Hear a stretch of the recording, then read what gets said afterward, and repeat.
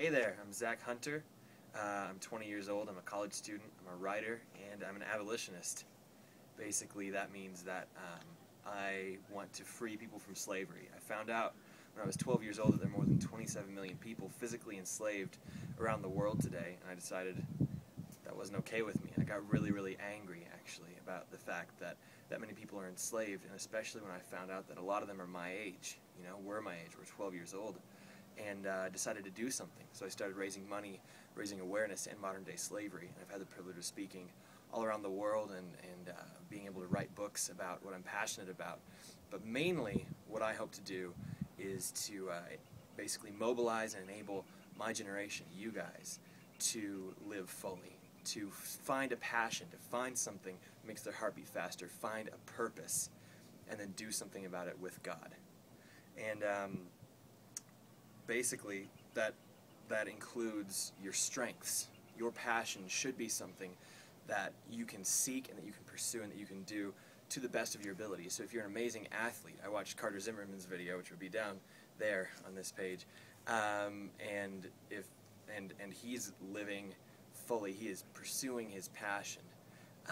And it's interesting because his passion is his means of pursuing his passion. He's great at soccer, and he loves it, and he's using that as a platform to represent God, you know?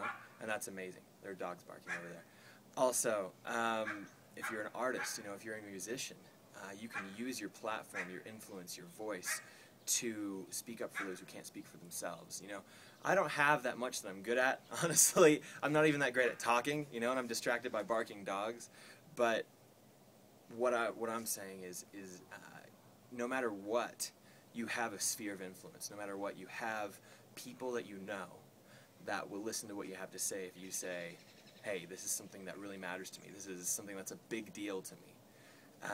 You have a sphere of influence. You have a platform. Even if you're not rich or famous or a great athlete or a great musician, you have something that you can do.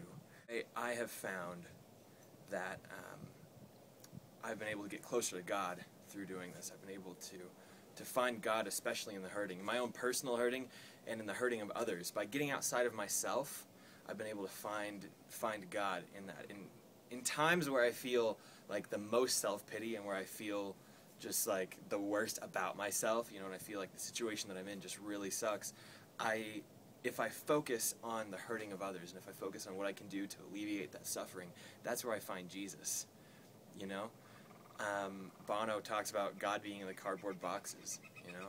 We assume that God is in the mountaintops, is in the beautiful settings, is the song of birds, or is in the face of a newborn child. But God is in your pain. God is in the pain of others.